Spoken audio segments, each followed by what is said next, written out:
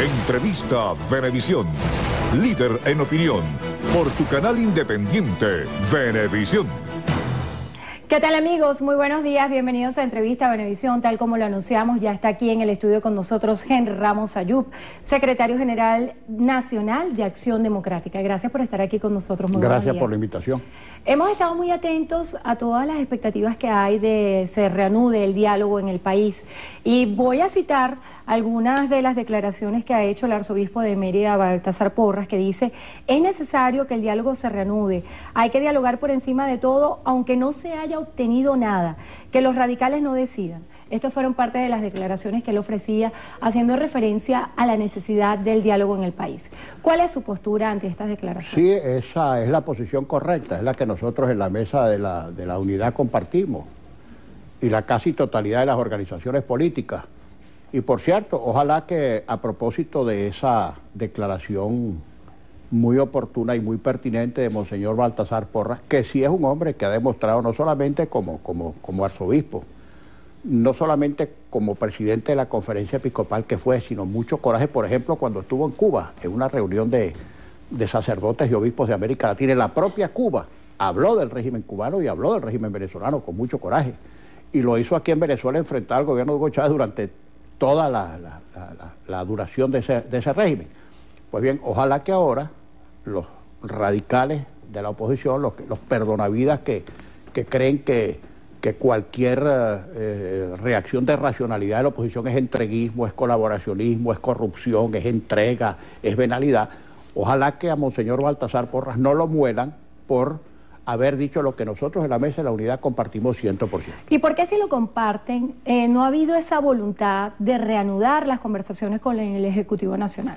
Bueno, mira, las reuniones con el gobierno se suspendieron porque prácticamente un mes después de haberse hecho la reunión de diálogo el 10 de abril en Miraflores, el gobierno no cumplió con ninguna de los acuerdos que se habían hecho para ir poco a poco resolviendo la crisis en base a algunas medidas que tenía que tomar el gobierno. Ahora, si el gobierno no cumplió, nosotros, como efectivamente lo hicimos, anunciamos que no íbamos a sentarnos en una mesa simplemente para vernos la cara y para intercambiar puntos de vista.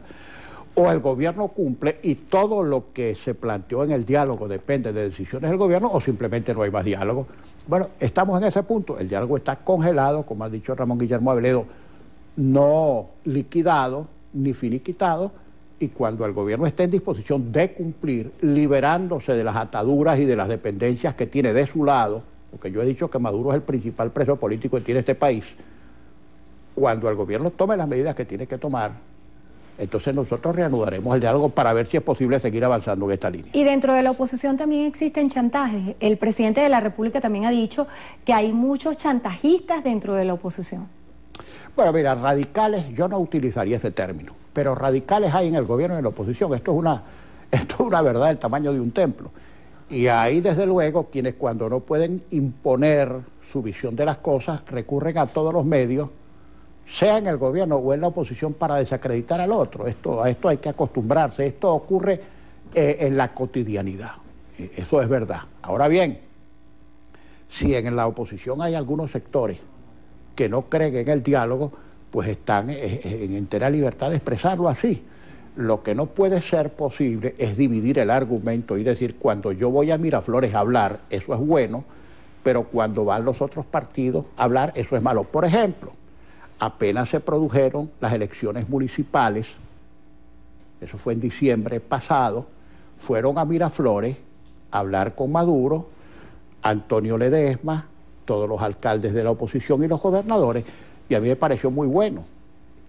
Después de eso fueron a sucesivas reuniones y siguen yendo a Miraflores. Lo que no pueden algunos es decir, bueno, cuando nosotros fuimos eso es bueno, eso es lícito y eso es honorable, y estamos defendiendo a los electores, pero si vas tú 4 meses después, eso es malo. Fíjate, nosotros los de la mesa de la unidad fuimos al diálogo del 10 de abril, después que habían ido todos los gobernadores y todos los alcaldes, y después que todas las organizaciones políticas habían ido a la reunión con los embajadores de UNASUR, todos sin excepción, Proyecto Venezuela, Voluntad Popular, ABP, Acción Democrática, COPEI, el MAS, todos los partidos, a reunirse con los embajadores de UNASUR.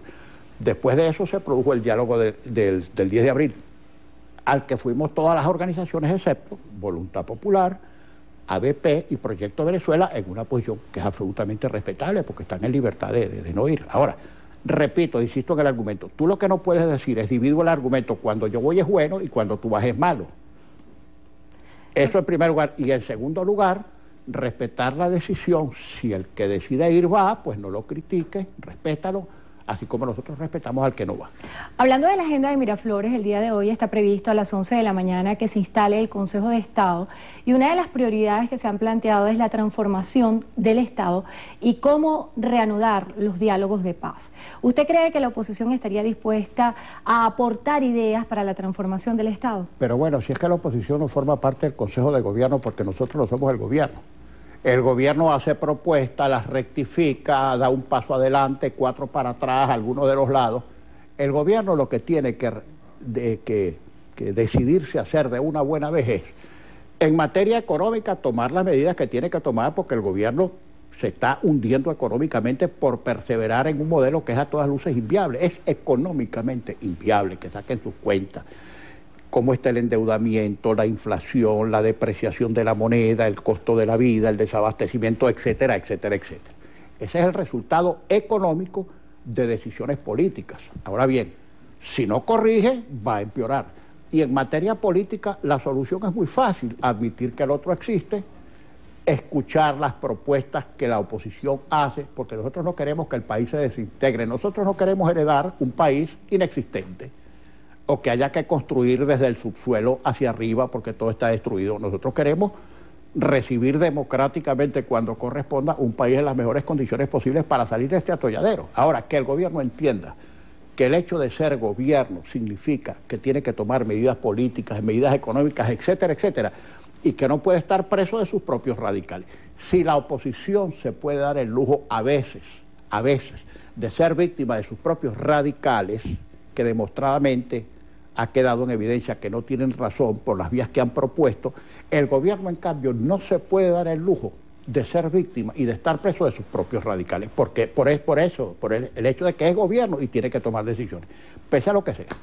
Hablando de las medidas en materia económica, ha estado en el tapete el debate acerca del modelo que está vigente en nuestro país, y el presidente de la República el día de ayer ratificaba a Rafael Ramírez como representante del sector económico del país. ¿Cuáles piensa usted deberían ser los principales enfoques para superar la crisis económica que se vive hoy en Venezuela? Bueno, en lo que se refiere a los nombramientos o destituciones, el gobierno lo que está haciendo es enroque.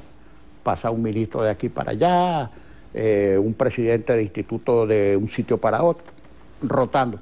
Han hecho ciertos despidos, como el caso de Jordani, y ocurre lo que siempre acontece en estos casos, que la persona que resulta destituida, que es corresponsable, coartífice, coparticipador, sino agente principal de lo que está denunciando, lo dice exactamente después que lo dejan cesante, porque Jordani no dijo pío durante los 15 años que estuvo allí, en un gobierno que está implementando las políticas que salieron de la cabeza de Jordani y que no existen sino en su cabeza, porque en ninguna parte del mundo, ni siquiera en el mundo oriental, ni en el mundo occidental, ni en Europa Central, ni en ninguna parte, ni en África, en ninguna parte existe el modelo que Jordani tiene metido en la cabeza. Eso es económicamente inviable, y aquí están los resultados. Ahora, si hicieron falta 15 años y todo este caos económico para que el gobierno se diera cuenta de que ese es un modelo inviable, caramba, la verdad es que tiene la chispa bastante atrasada.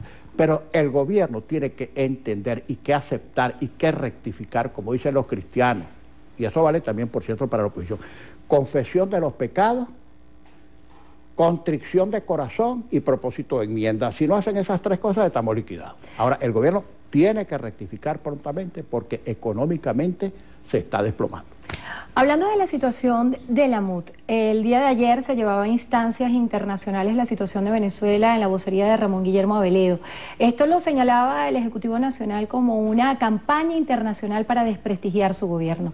¿Cree usted que este es el principal objetivo que está llevando adelante la MUT con estas giras internacionales? No, para nada. Ramón Guillermo Aveledo, en un evento que acaba de producirse en Londres.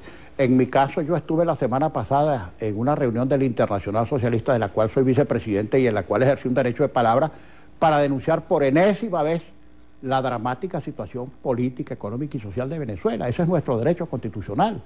Criticar, decir, expresar lo que ocurre en nuestro país, dentro de nuestro país y fuera de nuestro país, así como el gobierno tiene su derecho de defenderse dentro de Venezuela y fuera de Venezuela. Ahora, ojo, y que no lo estoy diciendo aquí, lo dije en Miraflores el día del diálogo, el gobierno no puede considerar que Estado, patria y gobierno son una misma cosa.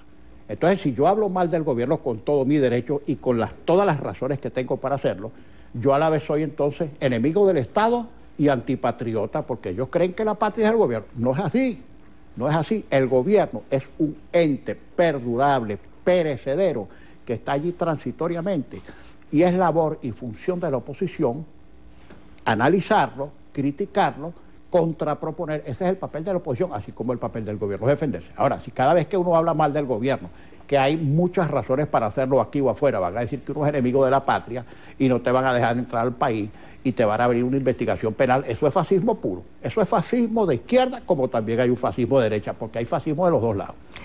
Volviendo un poco al planteamiento inicial, que eran las declaraciones de Monseñor Baltasar Porras, usted decía, ojalá que por esto no lo critiquen. Con todo respeto, yo le quiero hacer la siguiente pregunta. Muchos plantean que usted es un tarifado del gobierno y que está haciendo vida dentro de la oposición. ¿Qué opina usted de esto? Bueno, pero eso tarifado es poco, por favor. Contratista, corrupto, colaboracionista, sinvergüenza. No solamente Henry Ramos, Ramón Guillermo Aveledo, Enrique Capriles, Ramón José Medina. Todo el que no caiga en el chantaje de los radicalistas que tienen su propia agenda. Ojo, que no es política, es mucho más allá de política. ¿Cuál es la agenda de los radicales? Una agenda, ahí hay laboratorios pagados desde adentro y desde afuera, y ahí hay, mira, gente que ha tenido intereses económicos, por cierto, en alguna medida coincidentes con los del gobierno, etcétera, etcétera, pero para eso habrá que hacer otro programa. Pagan laboratorios de guerra sucia afuera, pagan laboratorios de guerra sucia adentro, igual se meten a conspiradores que insultan y chantajean a los de la oposición que no compartimos esa línea, etcétera, etcétera, pero que no nos han dicho. Ahora mira, por encima de esas críticas infamantes, abyectas, hay que seguir adelante porque el país no es de ellos, como tampoco es de nosotros, el país es de un gentío. El venezolano de a pie no puede estar pendiente de lo que decida un laboratorio financiado por gente que vive afuera muy cómodamente porque tiene todos los reales del mundo. La gente aquí, la de la cotidianidad, la que no tiene harina pan, la que no tiene artículos de primera necesidad, la que pasa la penuria de todos los días por el fracaso económico de un régimen, no va a salir de esto para entregarle al país a los que no están pasando trabajo porque están muy cómodos. Y que además, por cierto, por eso es que te digo que eso será objeto de otro programa, en la cuarta, bueno, hicieron de todo. Hicieron de todo. Muchos de ellos a escondidas están haciendo en esta también lo que hicieron en la cuarta. Y a lo mejor pretenden hacer lo mismo en la sexta, pero para los que estamos avisados y los que somos avispados, no vamos a permitir que eso ocurra. Mire, quisiera hacerle algún planteamiento que el día de ayer en la emisión Meridiana hiciera en ese mismo lugar donde usted está, Tomás Guanipa. Él decía que hacía de alguna forma un exhorto a todos los dirigentes de la oposición a que no debatan en los medios de comunicación las diferencias, sino que lo hagan en el seno de la MUT. Hay debate interno en la MUT, porque se ha hablado mucho de fracturas internas dentro del Partido Socialista Unido de Venezuela. Y yo quisiera que usted nos hablara de la MUT, porque no se trata de una organización política particular como un partido, sino como una coalición política que tiene otros intereses. ¿Hay debate interno en la MUT el día de hoy? Sí, tenemos muchas diferencias y claro que las debatimos a cada momento, a cada instante. Mira, cuando constituimos las planchas, cuando escogimos los candidatos a gobernadores y alcaldes, y siempre nos hemos puesto de acuerdo. Ahora, yo lo que no entiendo es por qué, habiendo organizaciones que tienen ahí su sitio, no van o no plantean ahí nada, sino que lo plantean a través de los medios de comunicación. ¿Por qué cree usted que Y una pasa vez que esto? las cosas no les resultan, entonces rebobinan y meten el retroceso a toda velocidad para tratar de reinsertarse en un sitio del que nunca se han debido ir, porque ahí se puede debatir todo. Ahora, lo que tú no puedes hacer en la mesa es llegar allá a un compromiso allí y hacer afuera lo que a ti se te ocurra y después entonces exigir que todos sean solidarios contigo por las ocurrencias que tú tengas, porque eso es una irresponsabilidad. Si nosotros en la mesa llegamos a un acuerdo sobre determinada estrategia, pues por ahí vamos todos. Ahora, si Acción Democrática particularmente toma una iniciativa y se va para la calle y después que la ejecuta o la desarrolla, eso no resulta bien, yo ni puedo exigirle solidaridad a nadie por mi ocurrencia, ni mucho menos puedo insultar al otro para tapar mi error y para excusarme por el error que cometí. ¿Eso se refiere específicamente a la propuesta Maduro vete ya, por ejemplo? No, pero es que esa es una propuesta absolutamente constitucional. Todo el mundo está en libertad. Yo se lo dije a Maduro en Miraflores, pero señor, ¿por qué se va a ofender usted? Porque alguien le pida a usted la renuncia y considerar usted que eso es subversivo. Yo como ciudadano le puedo pedir la renuncia a Maduro, a un funcionario, a quien sea, cuantas veces se me ocurra. Ahora, la concreción de esa solicitud mía depende de que el funcionario al que se trate acepte o no. En definitiva, depende de Maduro. Pero es mi derecho constitucional pedirle la renuncia. Es mi derecho constitucional, aunque yo no la comparta, que alguien pida la constituyente. Bueno, promuévala, salga a recoger su firma. Cualquier propuesta que haga cualquier persona, individualidad o partido enmarcada en la Constitución es la libertad de promover. Ahora, tú lo que no puedes decir, si yo promuevo esto y tú no estás de acuerdo, yo te insulto, tú eres entreguista, tú eres colaboracionista y tú eres un sinvergüenza. Eso es lo que no puede ocurrir porque eso es chantaje. Eso es fascismo, fascismo de derecha o fascismo de izquierda, pero es fascismo. Bueno, le damos las gracias a Henry Ramos Ayú por haber estado con nosotros hoy en Entrevista a Venevisión, secretario general nacional de Acción Democrática. Gracias por haber estado aquí con nosotros hoy. Muchas gracias a ustedes por la invitación.